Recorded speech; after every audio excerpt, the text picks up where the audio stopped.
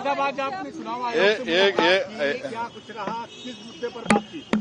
देखिए, आज election commission of India को हमने पहले लेटर लिखा था और उसके बाद उन्होंने हमको टाइम दिया आज का।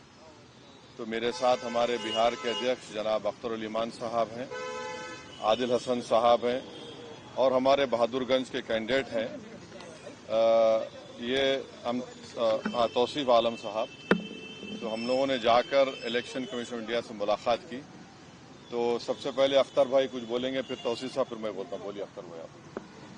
हम लोगों ने इलेक्शन कमीशन ऑफ इंडिया से इस बात की गुजारिश की है कि इन्होंने 3 कट ऑफ डेट्स दिए हैं और बिहार में जो सिविल रजिस्ट्रेशन है वो बहुत कम है। 2005 में भी 11.11% है और जबकि नेशनल रेट 62% का है। तो हमारे यहाँ सिविल रजिस्ट्रेशन में लोगों का जन्म प्रमाण पत्र नहीं है और समय कम है, माइग्रेंट लेबर्स हैं, बारिश का मौसम है, इसलिए इस तारीख को बढ़ाई जाए, इसको जरा से स्टे दिया जाए। हम लोगों ने इस बात की गुजारिश की है और इसको और सरल किया जाए, हम लोगों ने यह अपील।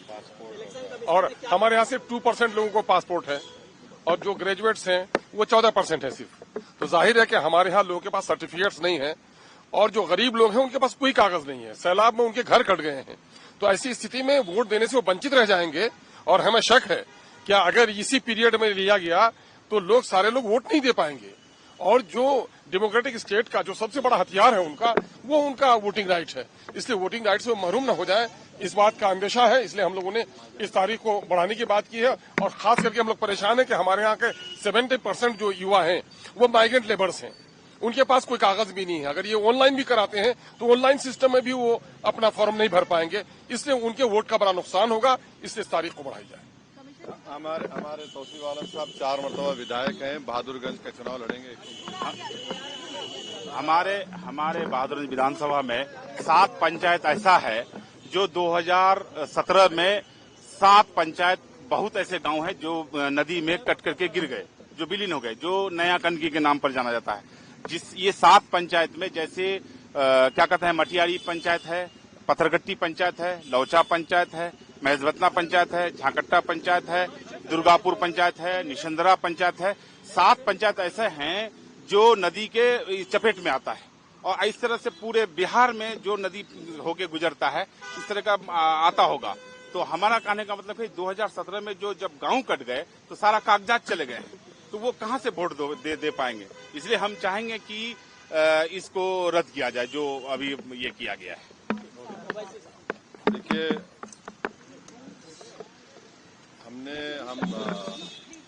हमारे पार्टी के डेलीगेशन ने हमारे पार्टी के डेलीगेशन ने आज चीफ इलेक्शन कमिश्नर साहब से मुलाकात की।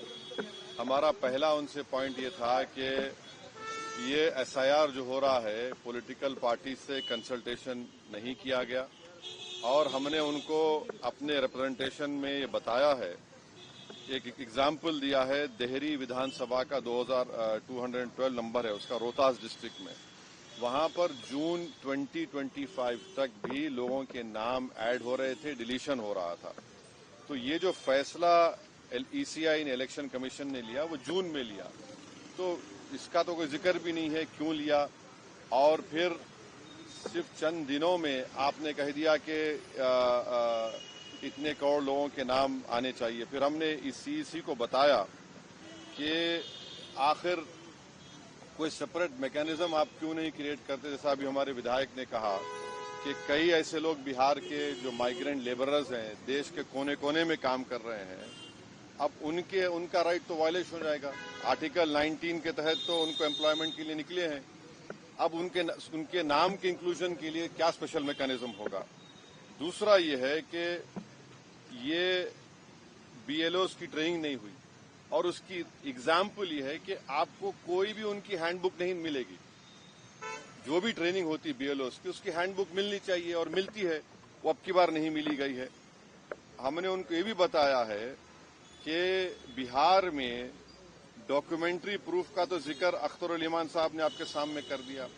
पहला उनका प्रेस नोट देख लीजिए 24 जून का, उसमें उन्होंने क्या कहा। फिर उसको उन्होंने अमेंड किया 30 जून को, कहा कि 4.93 करोड़ वोटर आएंगे।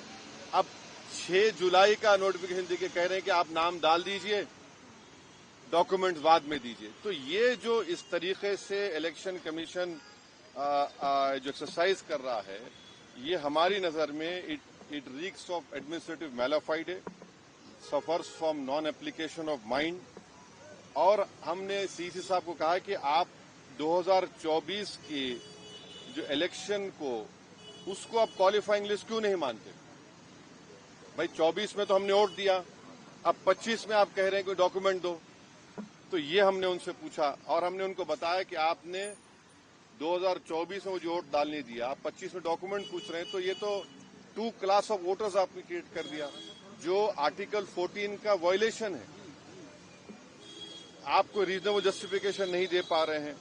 और एक बात हमने उनके सामने कही कि ये जो भी एक्सरसाइज उन्होंने किया है, इसका कोई लॉ से नहीं निकल रहा है, it is purely N administrative law के तहत किया, तो इसका भी मैलाफाइडे उसमें होता है। और आखिर में हमने उनको बताया कि सुप्रीम कोर्ट का एक जजमेंट है, जिसमें हमारे पहले रिप्रेजेंटेशन में हमने जिक्र किया था, जो 2005 का सुप्रीम कोर्ट का जजमेंट है, जिसमें सुप्रीम कोर्ट ने साफ तौर पर कहा लालबा हुसैन में कि the misuse of powers by ERO to disenfranchise electors, possibility of time effective judgement of ERO जो यहां पर हो सकता है, and consequence of having one name included in the previous electoral roll. तो ये सब बातें हमने ईसीआई के सामने रखी हैं, क्योंकि उन्होंने 3 डेट्स दिए, before 87, between 87 and 2004 and after 2004। तो ये हमने कहा कि इससे अगर कोई इलीगल माइग्रेंट्स है, मान लीजिए, तो 2024 में उनको वोट डालने का इख्तियार क्यों दिया आपने? उसका कोई तो डेटा होना चाहिए, क्वांटम रेशियो क्या होगा। तो ये सब बातें हमने ईसीआई के सामने रखी। हमने उनसे भी ये रिक्वेस्ट किया कि खास तौर से जो बिहार का फ्लड इफेक्टेड एरिया है, वहां के एडमिनिस्ट्रेशन को ऑर्डर दें कि जो लोग अपने डॉक्यूमेंट्स के लिए अप्लाई कर रहे हैं उनको फौरन दें। और हमने उनसे कहा कि सर, ये एक्सरसाइज आप गवर्नमेंट टू गवर्नमेंट कर सकते थे, ईसीआई विद गवर्नमेंट, के भाई बताओ क्या है, कितने डॉक्यूमेंट्स है, नहीं है। मगर मेजर रीजन ये है, मेजर हमको जो लगता है कि जो बिहार के नौजवान बाहर हैं, चाहे मुंबई में हो, दिल्ली में हो, हरियाणा में हो, पंजाब में हो, हैदराबाद में हो, उनके लिए बड़ी दिक्कत पेश आएगी। और अगर नाम उनका नहीं आएगा तो फिर उनको वोट डालने का इख्तियार नहीं मिलेगा। और फिर ये जो एक्सरसाइज को इलेक्शन कमीशन खुद अपने उसमें नोटिफिकेशन में कह रहा है कि ईआरओ और ईआरओ सिटीजनशिप एक्ट 1955 में कॉम्पिटेंट अथॉरिटी को नोटिस बोल सकता है। अब जिसका नाम नहीं आएगा वो तो अपना वोट भी खो देगा, उसकी लाइवलीहुड का भी उसको एक नुकसान हो जाएगा। तो ये सब बातें हमने उनके सामने रखी। बहुत देर तक हमारी मीटिंग हुई, उन्होंने अपनी बात को कहा, उन्होंने भी बताया हमको। अब ये हमारी आज की मीटिंग की ये वो माने मोटा मोटा ये जो हुआ।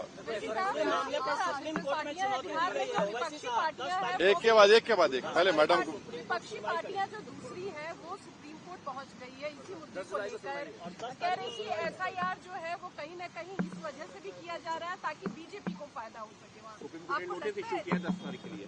अब हमारी पार्टी में भी हम बैठ के बात करेंगे और इस पर क्या फैसला लेंगे। मगर हमारा एक ही है कि आप इतने कम टाइम में एक्सरसाइज कैसे कर पाएंगे? बहुत टाइम कम है।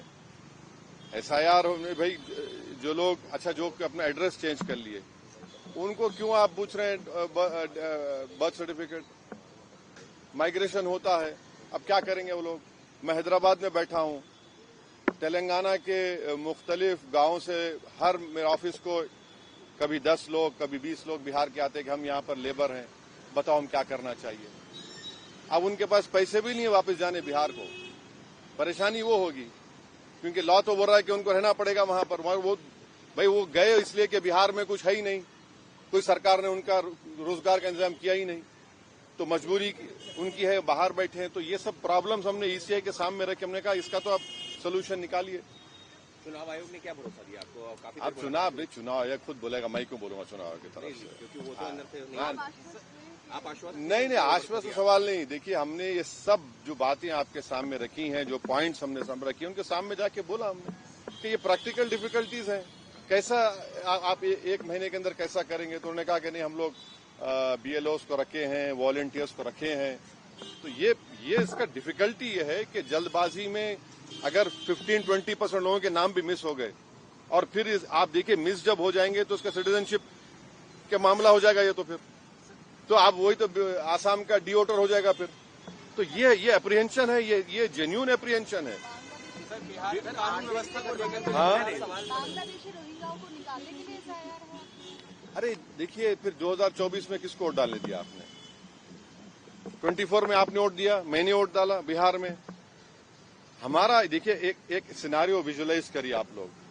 अगर कोई लोकसभा के चुनाव में 20,000 वोट से हार गया कोई, और अब एसआईआर के बाद उसी के पार्लियामेंट सांसद में 20,000 कम हो गए, तो फिर वो क्या करेगा बेचारा?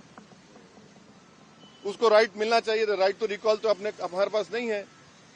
तो इसीलिए हम कह रहे हैं हम एसआईआर के खिलाफ नहीं है, आप टाइम दीजिए ना। विपक्ष कह रहा है कि जो विपक्ष के वोट हैं वो कटवाने की साजिश है। देखिए सीमांचल की हद तक बीजेपी आरएसएस बार बार ये भ्रम, ये झूठ फैलाती है कि यहां पर बांग्लादेश के लोग आ गए हैं। कहां है बताओ हमको, एक तो बता दो। 71 में बांग्लादेश बना, जब वो लोग नहीं गए, इस सरजमीन को उन्होंने माना, वहां पर भारत की वॉर ऑफ इंडिपेंडेंस में हिस्सा लिया।